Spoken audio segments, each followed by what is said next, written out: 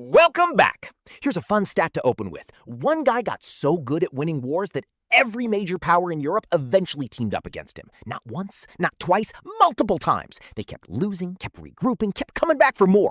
Like the entire continent collectively could not take the L. His name was Napoleon Bonaparte, and today we're finding out how a shortish artillery officer from a random Mediterranean island talked his way into becoming Emperor of France, conquered most of Europe, and then somehow, single-handedly, engineered the most spectacular cell phone in military history. Chapter 1. The Rise.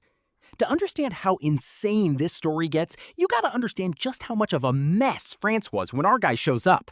Napoleon Bonaparte is born in 1769 on Corsica, a Mediterranean island that France had literally just bought from Genoa the year before he was born.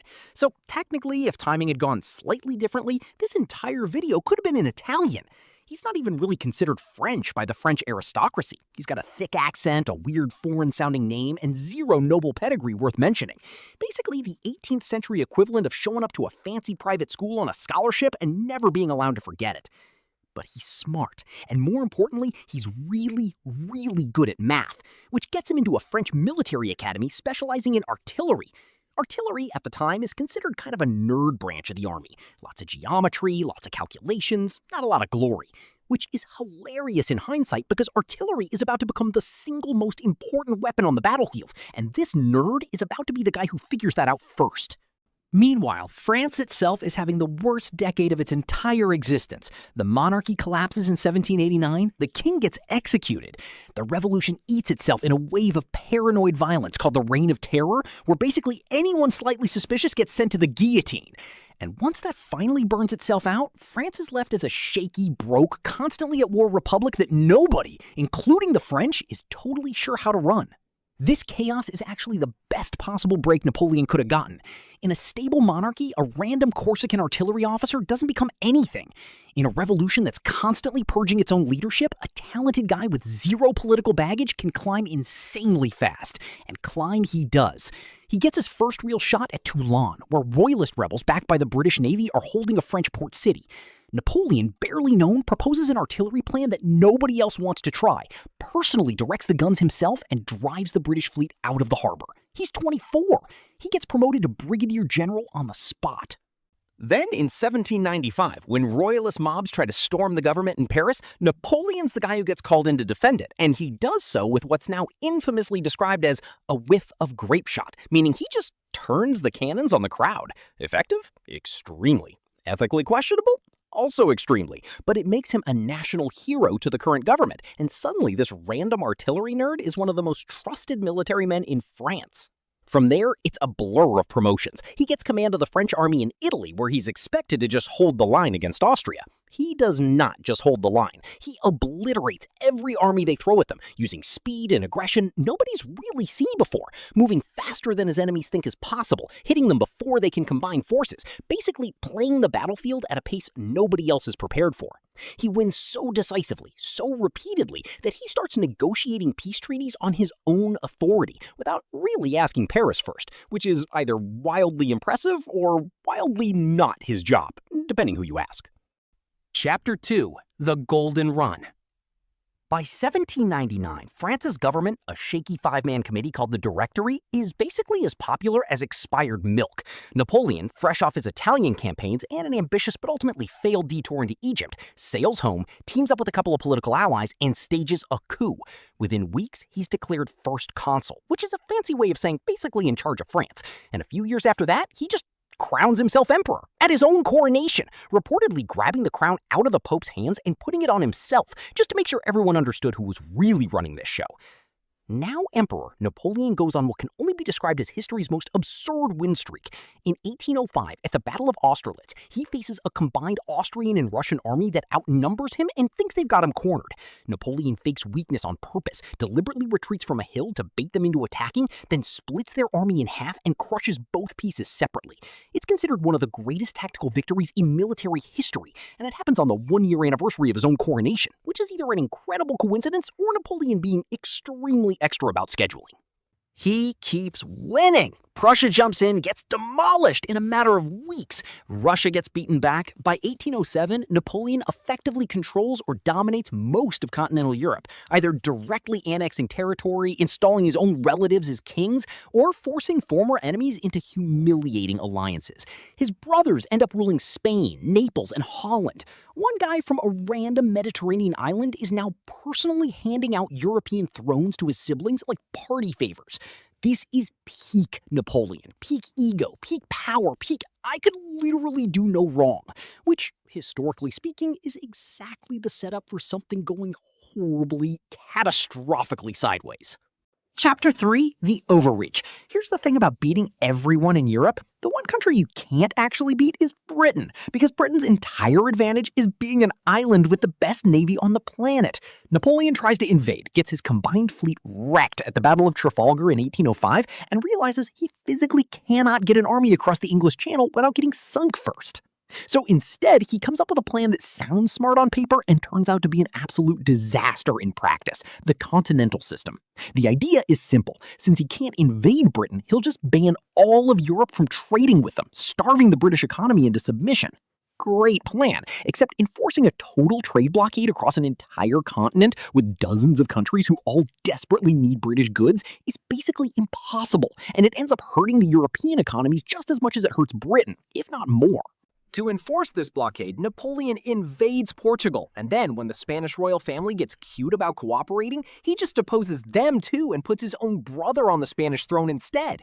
This kicks off what becomes known as the Peninsular War, and it turns into an absolute meat grinder. Spanish and Portuguese guerrilla fighters backed by British troops under a general named Wellington, yes, that Wellington, we'll see him again, wage a brutal, years-long insurgency that ties down hundreds of thousands of French troops in a war Napoleon basically can't win, can't leave, and can't stop bleeding resources into. Historians literally consider this the birthplace of the word guerrilla, meaning little war, because that's exactly what it was.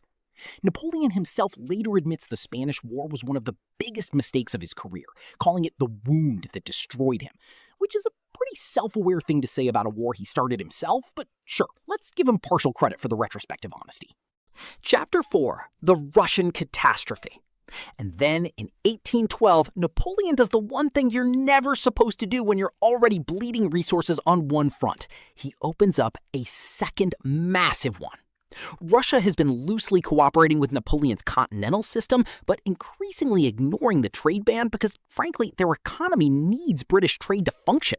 Napoleon decides that disrespect cannot stand and assembles what's called the Grande Armée, somewhere around 600,000 soldiers, the largest single military force Europe had ever seen up to that point, drawn not just from France, but from basically every allied and conquered territory he controls. Russia is enormous, the roads are terrible, and the Russian army, rather than fighting the massive, decisive battle Napoleon wants, just keeps retreating deeper and deeper into Russia, burning crops and supplies behind them so the French army can't live off the land, stretching Napoleon's supply lines to an insane, unsustainable length. By the time the two armies finally have their big clash at the Battle of Borodino, it's one of the bloodiest single days of the entire era. Tens of thousands of casualties on both sides. And it's still not the decisive win Napoleon needed. The Russians retreat again, and Napoleon marches into Moscow expecting a triumphant surrender. Moscow is empty. And then it's on fire, deliberately burned by the retreating Russians rather than left intact for the French to occupy and resupply from. Napoleon sits in a burned-out, abandoned capital for over a month, waiting for a peace offer that never comes, because the Russians have realized something devastating. They don't actually need to beat him in battle. They just need to wait for winter. And winter comes hard. Napoleon finally orders the retreat, and what follows is one of the single worst military disasters in recorded history. Freezing temperatures, starvation, Cossack cavalry harassing the retreating columns constantly, and a catastrophic river crossing at the Berezina where thousands of soldiers die trying to escape across improvised pontoon bridges under fire. Of the roughly 600,000 men who marched into Russia, only a small fraction, estimates vary but often cited around 10% or fewer, make it back out in any fighting condition. The rest are dead, captured, or scattered across a frozen continent. I want to slow down here for a second, because this was one of the deadliest military campaigns in human history up to that point, and hundreds of thousands of real people died in genuinely horrific conditions because one man refused to believe he could lose. The comedy pauses here because the reality really doesn't. Okay, continuing. Chapter 5. The coalition closes in. Word gets out fast that the supposedly invincible Napoleon just lost the largest army ever assembled to weather and bad logistics, and every enemy he's ever humiliated smells blood in the water simultaneously. Prussia, Austria, Russia, Sweden, and Britain all team up in what's called the War of the Six Coalition, and this time, instead of fighting Napoleon one at a time and losing, they actually coordinate. Napoleon, rebuilding his shattered army from scratch, actually wins several battles even now. The man's tactical brilliance genuinely doesn't disappear just because his judgment did. But he's fighting on too many fronts with too few resources against too many enemies who finally learn not to fight him head-on individually. In 1813, at the massive Battle of Leipzig, sometimes called the Battle of Nations because of how many different armies were involved, Napoleon gets decisively beaten by the combined coalition forces. It's the largest battle in European history before World War I, and it's the beginning of the actual end. The coalition pushes into France itself. Paris falls in 1814. Napoleon's own marshals, the generals who fought alongside him for years, essentially tell him it's over and refuse to keep fighting a hopeless war. Napoleon abdicates, and in an almost comically generous move considering what he's just put the continent through, the victorious powers don't execute him or lock him away forever. They exile him to the small Mediterranean island of Elba, let him keep the title of emperor, and basically let him run it like a tiny personal kingdom. Chapter 6. The 100 Days and Waterloo. You'd think that would be the end of the story. It is not the end of the story. In 1815, less than a year into his exile, Napoleon straight up escapes Elba, sails back to France with a tiny handful of loyal soldiers, and starts marching toward Paris. The King Francis installed sends troops to arrest him. Those troops, instead of shooting their former emperor, defect back to his side almost immediately.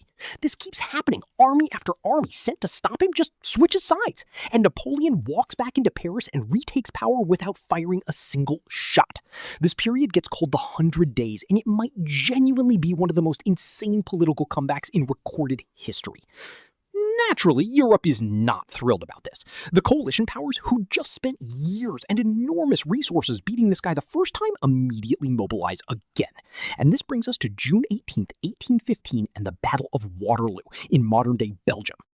Napoleon faces a combined British and Allied army under the Duke of Wellington, remember him from the Spanish War, with a Prussian army under Blucher racing to join the fight.